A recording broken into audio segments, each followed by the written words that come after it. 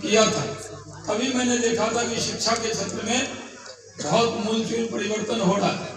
तो वो तो होता ही रहेगा, लेकिन आज जो कोशिश की है पिछले साल, जितनी तारीफ की जाए कम है। मैं गांव के लोगों को कहता हूँ, इंस्टीट्यूशन खड़ा हो रहा है, ये इलाका जाना जाएगा। एक अच्छा नर्सिंग कॉलेज यहाँ बनने जा रहा है, अच्छा बीएड डीएड कॉलेज अलग पहले से है, और ये बोर्डिंग स्कूल बनने जा रहा है। आप सोच सकते हैं समस्तीपुर में इनका इरादा है कि ये बेस्ट स्कूल हो समस्तीपुर का, और बेस्ट स्कूल हो पूरे नॉर्थ बिहार का। गंगा पार में बेस्ट स्कूल बने तो चकबहादुर में एलिट माइंड इंटरनेशनल स्कूल बने, और ये इन्होंने कोशिश की है। ये कोशिश में इनकी जाती कोशिश है, और इसका फायदा ये होगा कि जब ये बन जाएगा तो सबसे ज्यादा जो मुस्तफीद होंगे, जिनको सबसे ज्यादा फायदा होगा, वो इलाके के लोग होंगे। और आप लोगों को यही मैं कहने आया हूँ, मिलजुल कर रहिए, आपसी भाईचारा रखिए, कोई ऐसी बात मत कीजिए जो एक दूसरे के दिल पर ठेस पहुंचा दे। कोशिश कीजिए कि अपनी जबान को हरदम बोलते हुए ये ध्यान रखिए कि आपकी जबान गलत होगी तो आप गलत होंगे, ऐसा माहौल रखना चाहिए। हम सर, हमारा बिहार तरक्की कर रहा है, बिहारी तरक्की कर रहे हैं, देश दुनिया में बिहार के लोगों का नाम है। और हम तो नालंदा और विक्रमशिला इसी बिहार की सरजमीन है। यही ओल्डेस्ट ऑक्सफोर्ड और कैम्ब्रिज बनने से पहले नालंदा हमारे यहाँ बना, विक्रमशिला हमारे यहाँ बना, एक तक्षशिला है जो पाकिस्तान में है। मैं जब एक स्पीकर के डेलीगेशन में पाकिस्तान गया था तो मैंने तक्षशिला भी हम घूम के आए थे। ऐसे तो उनका सब कुछ खराब है पाकिस्तानियों का, लेकिन तक्षशिला को उन्होंने ठीक से रखा है। मतलब जो मेंटेनेंस हमने देखा वहाँ, उन्होंने उसको टूरिज्म का बड़ा पार्ट है तो बहुत ध्यान रखा, तो वो भी हम देख कर आए। तो मैं ऐसा आदमी हूँ बिहार का जो हमने तीनों जगह देखा, नालंदा तो देखा ही, विक्रमशिला भागलपुर में ही है, और तक्षशिला भी देखा है।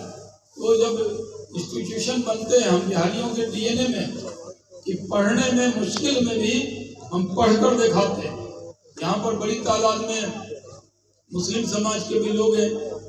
हम लोग तो जब बोलते हैं तो आपको हमारी बात कड़वी लगेगी, लेकिन मैं आपको कहना चाहता हूँ, दीनी तालीम के साथ दुनियावी तालीम भी दीजिए।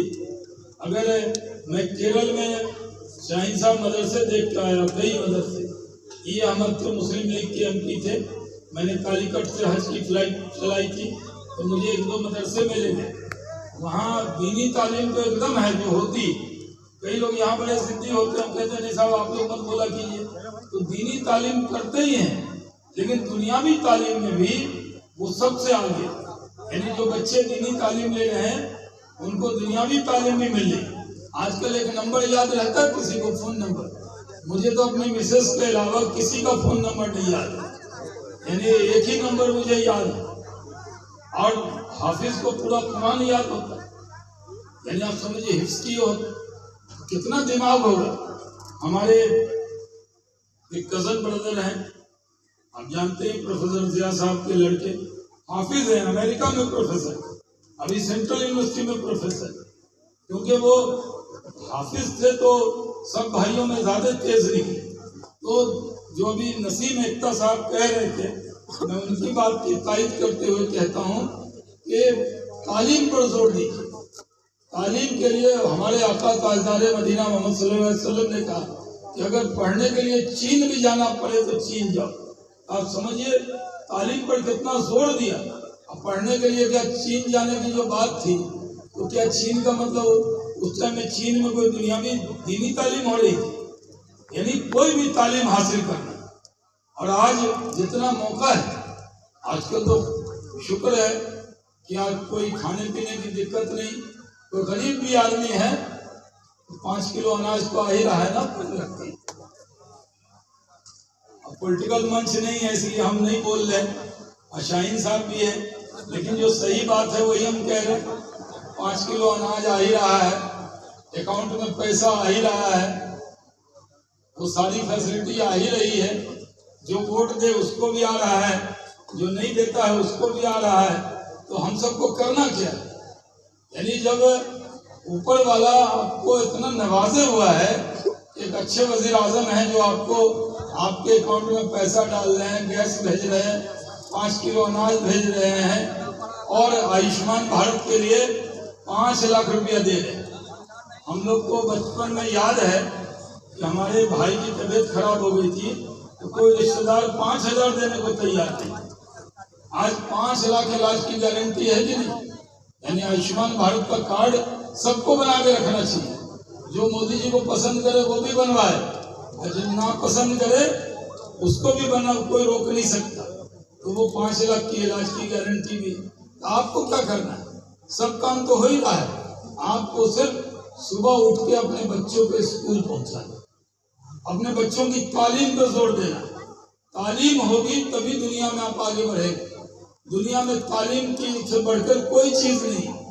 इसलिए ये कोशिश कीजिए, और जहाँ इंस्टीट्यूशन बना है चिराग तले अंधेरा नहीं होना चाहिए। यानी पता लगा बाहर के बच्चे पढ़ रहे हैं, आज ये शेख बहाउद्दीन के बच्चे, तो मैं तो खुर्शीद साहब से कहूँगा कि शेख बहाउद्दीन के बच्चों को तो आपका स्कूल कितना भी बड़ा अच्छा बन जाए, जो शेख बहाउद्दीन का हो उसकी तो डायरेक्ट एंट्री स्कूल में हो ही जानी चाहिए। यानी यहाँ की रोशनी पहले अपने लोगों तक पहुँचनी चाहिए। और कुछ गरीब बच्चों को पढ़ाइए, वो काम तो आप सवाल का करते ही रहते हैं। तो ऐसे तो सरकार कोशिश करेगी, लेकिन जो एलिट माइंड बड़ा बुरा मानते हैं। हर नेता अपने पोस्टर पे लिखता है युवा कर्मठ, युवा न भी हो कर्मठ न भी हो तो लिख देता है युवा कर्मठ उम्मीदवार, लिखता है कि नहीं? तो तब हम आए थे। उसके बाद जब इनके कॉलेज बीएड कॉलेज अब तो क्या डिलेट हो गया। एक गांव में शेख बहाउद्दीन के अंदर इतना बड़ा कॉलेज खुला हुआ है कि इस इलाके का सबसे बेहतरीन बीएड डिलेट कॉलेज है। मैं इसके लिए खुर्शीद साहब को बहुत मुबारकबाद देता हूँ। अपने गांव में कर, अब हमें आप पसंद करें न पसंद करें, लेकिन सरकार बनी तो नीतीश कुमार जी ने रोड तो अच्छा बना ही दिया। अब नया रोड बन गया। मैं समझ रहा था कि मैं बराबर बेगूसराय भागलपुर जब जाता हूं तो देर हो जाता था, तो मैं बेगूसराय 12 बजे के बाद रुक जाता। आज मैंने इनका घर देखा और मैं जब रोड से आया तो मुझे टाइम ही नहीं लगा आने। ऐसे इनके लिए ठीक नहीं है, मैं बराबर आऊंगा, क्योंकि जब मान लीजिए ब्रेक जर्नी कहीं करनी होगी शेख बहाउद्दीन आया जा सकता। तो बढ़िया सड़क भी बन गई। शायद ये 10-12 किलोमीटर पटना जाने में बचत भी होती है। 20 किलोमीटर कब बनी है ये? NH है क्या है? State highway. अच्छा, नीतीश जी वाला हम समझे मोदी जी वाला। नहीं, नीतीश जी। और मैं आपको बता दूं कि जो NH भी है, ये NH भी 4 लेन होना है। मैं इसके लिए लगा हुआ हूँ, इसलिए मैं आपके लिए लगा हुआ हूँ। मेरा भी वेस्टेड इंटरेस्ट है, क्योंकि बेगूसराय से जब मैं भागलपुर जाता हूँ तो खगड़िया तक तो 4 लेन, और खगड़िया के बाद 2 लेन है। हमारे इलाके के बहुत से लोग की डेथ होती है NH पे, क्योंकि तेज गाड़ी जाती है और वो 4 लेन नहीं। तो मैंने नितिन गडकरी जी से कई बार कहा आप 14 लेन 20 लेन की सड़क बना रहे हैं। नोएडा से मेरठ इतनी बड़ी बड़ी सड़क बना दिया, और हमारे यहाँ पुरानी सड़क है ये, वो अभी भी 2 लेन है। तो पूरा पता किया, ये 26 तक जो है ये सड़क बिकी हुई है। यानी जो टोल वाला बनाया वही पैसा वसूल रहा है। 26 के बाद ये NHI के पास लौट जाएगा।